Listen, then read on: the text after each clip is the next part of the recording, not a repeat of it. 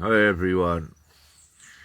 Um, I wanted to share one of my encounters with Mother God, if you will. Most of the time I speak, about Father in the past, and I have spoken about this also in the past with one of my interactions with Mother God in this reality. So I was speaking with a dear brother in San Diego, California last night, and I had to share somewhat the story with him as well. And I was just thinking about it again this morning as I sit here in Romania, and I was divinely called to share the story again with you. I had written about it in the past, and perhaps it could be found on my uh, Facebook timeline. But nevertheless, what occurred, I believe it was around December 2017 or January 2018. I was on Vancouver Island, was in the winter. There was a light skim of snow on the ground. It was cool outside, not very cold, just around the freezing mark perhaps. And I was living in my camper then, and we had just finished an activation, an important 5D white light node activation a couple days before that. And this certain activation, we were doing activations online on Facebook, as you see, yet even today, when the time is right, we do these 5D white light node activations. So back then, let's say around January 2018, we were activating a light node in Lucknow, India. And it had to be done to construct the white light grid, which is so important to this now. And it's the fifth dimensional grid to allow Gaia to ascend into that energetic framework. To keep things simple, and I love sharing this story because it was just such a beautiful time for I as well, what I experienced with it. So we were doing the activation. I put it out on Facebook, and in this certain activation, I was instructed by Mother God to include the revival of the Bengal tiger. At that time, it was very close to extinction, if you will. So what we did when we did that 5D nodule activation, we also put the creator instructions in there to save the Bengal tiger, if you will, and to replenish and repopulate its existence in India and the northern areas. So as part of the activation, we put that in there. And so, we do these, I do these white light node activations, put them out, and usually don't think, about them. We just keep going forward to get the grid constructed. So 2 nights after, I think it was about 2 nights after that, we 2 evenings, if you will, it was let's say it was just perhaps around 4:30 in the afternoon, and where I was at in Vancouver, it usually got dark around 5 p.m. So I was sitting in the camper 2 days later at a parking place, a little park where I intended to stay overnight. And I was getting prepared for the night, but I come to find I had no candles left, and I wasn't plugged in anywhere to have electric for my camper. So I said, oh, well, I didn't feel like driving out to the store, perhaps 15 minutes away to get a candle for the night. So I said, oh, well, I'll try my magic like Merlin. And I was sitting at my table, and I went through my manifestation technique to manifest a candle on my table. An actual physical candle is what I was attempting to manifest, so I would not need to go out. And so I tried it, did my manifestation. I had my eyes closed. I opened my eyes. No candle. So I felt divinely inclined to try it once again. And so I closed my eyes again and give it another attempt. And when I opened my eyes, right on the table in front of me, where I wanted to manifest the candle, there was a butterfly with its wings up like this. And so I looked at the butterfly and I said, wow, that's strange. There's something wrong with my magic. I did not want a butterfly. I was attempting to manifest a candle. And right at that time, I did speak it out loud. I believe that I said, is there something wrong with my magic?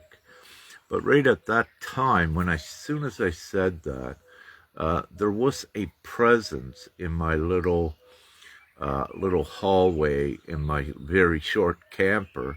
There was an energetic presence I detected that appeared. And the energetic signature was very intense. I could not see physically, visually, I could not see anyone standing there, but with the third eye, I could read the energetic imprint or energetic outline, if you will, yeah. And I knew it was feminine, very tall. My camper was about 7 feet almost inside, and she was very tall, perhaps 6'6", the energy. And the signature, I recognized it, but it was very, I would put it very much more compact and very strong. So I looked at the energy, where it was at, and felt it and interacted. And I said, let me remember what I said. I said, all right, I feel you there, and I see you, and I say, who are you? Because she felt very familiar, but I didn't exactly know right then who it was, because it was a different energetic imprint. And it was Mother God, if you will. But the reason I didn't recognize her, she was so compressed, if you will. And usually when I interact with Mother God, it's been mostly, if you will, a wide area. So the energy is different with that. It's more spaced out when I interact with, let's say, all of Mother Creation, rather than the conscious entity of Mother all in one place, especially in my camper. So she says to me telepathically, there is no actual vocalization. It's telepathic communication. So, so she says there's nothing wrong with your magic, Rick. She said the butterfly is a token from for the activation that all of you had did a few days ago. I said, oh, well, I said, thank you, Mother, but I said, why a butterfly? You know, why did you send a butterfly as the token of appreciation? So the butterfly was like this. She said, well, Rick, open or watch when the butterfly opens its wings. So at her command, the butterfly opened its wings on the table, just spread them, and on each side was half of a face of a Bengal tiger cub. So a tiger cub. And I said, oh, yeah, now I see. So with this, it was so very beautiful. And so then Mother said, put on your computer, I want you to write a post of gratitude to all of those that assisted in this activation, and also for assisting with the Bengal tiger replenishing on Earth, if you will. And so I said, all right, I obey, and got the computer out, and Mother God, she comes over energetically. She puts both of her hands on the shoulder, one on top of each other, and she begins to whisper in my ear telepathically what to write on the computer, how to compose the post. So I'm writing her words, and sometime once or twice, Rick's consciousness wanted to write something, if you will. So I wrote it down, and she says, no, erase that. That's not what, not the way I wish to say it. So I would erase it and then listen to how she wanted written.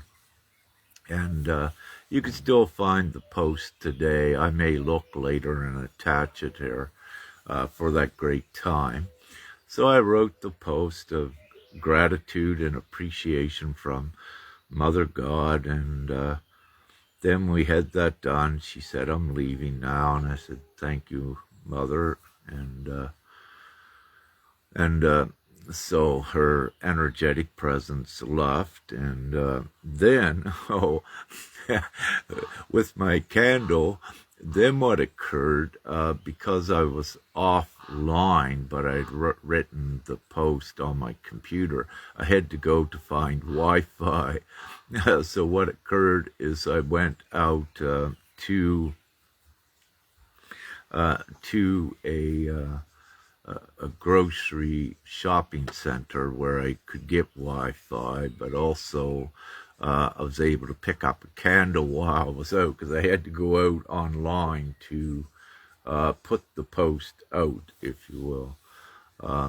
So and so that was great, you know, from Mother. But then the next day, the next morning, I got up and I thought, I said, Mother, you know, I said out loud, she wasn't there then, but I said out loud, you only sent one butterfly, and it was a masculine.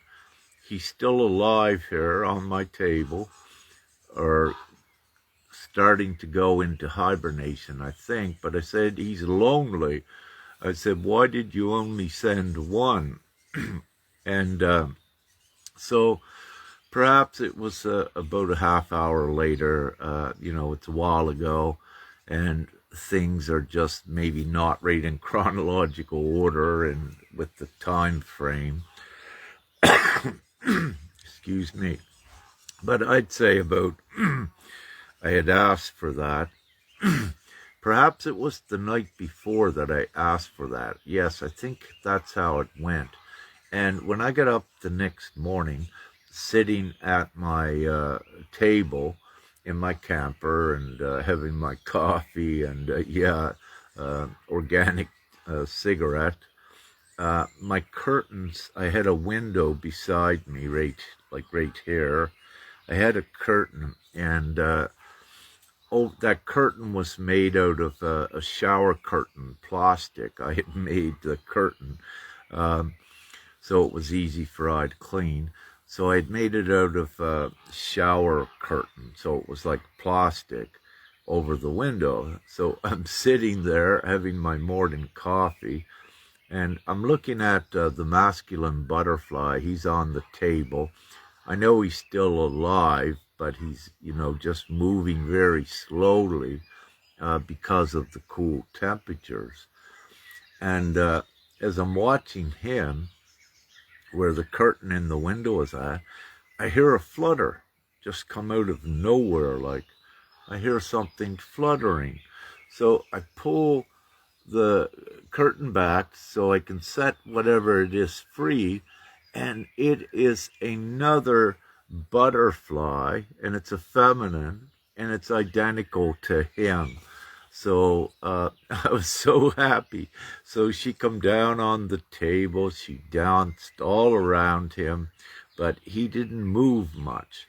She was right lively, and because she was just sent by mother, from the warmer temperature dimension, wherever she had come from. And yeah, she was all around the table dancing, and he wouldn't like wake up. He was not to any degree. He wouldn't, he was just move a little bit. And so it was so beautiful. And I said, thank you, mother, so he's not lonely.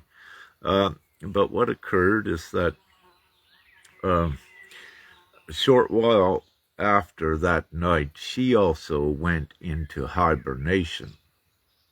And so then what I did is I put them both in a box. I knew they were in hibernation, and I'd intended to set them free when it got warmer. It was still too cold for a butterfly in December or January around the freezing temperatures. So I put them in a box together, and over the course, I kept them there for several months. But there was we had a couple warm days, and after about a month, and the feminine one, she woke up and she was flying around the camper and dancing. She was very excited. And the masculine guy, he woke up, but he didn't fly too much. And they were up for the day. He did fly a little bit, and they were on my table. And but as night came, it got cooler, and then both of them went back to sleep. So I put them in the box, that little cardboard box, and kept it up in a safe place where they wouldn't get stepped on or what have you.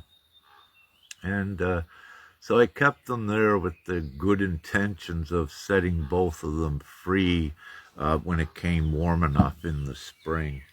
Uh, but what occurred, I think I had them for 3 or 4 months, perhaps. But what occurred during hibernation, I like to say they ascended, that they didn't wake back up in this reality. But nevertheless, I wanted to share, that beautiful, important story with you. But also, one of the reasons is that Mother, Father, Supreme Conscious God beings are very real. They are Mother and Father, and it's not an imagination from the mind, and it's not a creation from the God within. They are their actual own separate Mother, Father, God, conscious entity to in the least with it. So, I wanted to share this. Many in this special time and on their spiritual journey, with their, perhaps, their, one of their levels of development. They'll come to realize the God or goddess within them, in that spark of God, and empower that God within, oblivious to the actual supreme conscious entities of Mother and Father God, which is perfectly fine. And when they are more ready, that they have activated the God within, then they are ready to connect with the supreme higher God beings, if you will, Mother and Father God. And so I wanted to share that. And when I was, I've been incarnated here, and when I was human up until about 47 years of age, I was human Rick until then. One of the things is that I was not into esoterics or spirituality or any of that until, I come and brought my divinity down, and then everything changed. But one thing, when I was still humanoid Rick, and with the human ego, if you will, what I had thought then is that I was, let's say, my own destiny and my creator of my reality. And for 47 years, I did not know then who I was, and that there was an actual supreme creator, father, and of course, mother. So I wanted to share, with all of you once again, to integrate and to share. Yes, there is the actual Mother and Father God, and each will experience that to their own degrees on this journey in this time here on Earth. And so just to let you know, even though if you're the powerful God and Goddess within, and if things get a little bit rough, just know that there is the actual head honchos, Mother and Father God, if you will. And when you humble yourself enough to connect to that, and to connect to them and ask for assistance, at that moment when you do it, hey birdies, at that moment when you do it, you come to really know how small you are here. And with that, this is my humble knowing as well, that even though I'm an ascended master, a divine one, and immediate son of Father God, if you will, I'm still at the mercy of God's and Mother and Father God's plan, and I obey every word. So I have been humbled, if you will, out of my humanoid ego, and I can't say there was spiritual ego then, because I was not even spiritual. So I go from the human right into the divinity, and with that, the great gratitude and humility that comes with it, and to know we are in such very important times on Earth. And again, to let you know that Mother and Father God, supreme conscious beings, are very real. And with this ascension, everything is divinely orchestrated.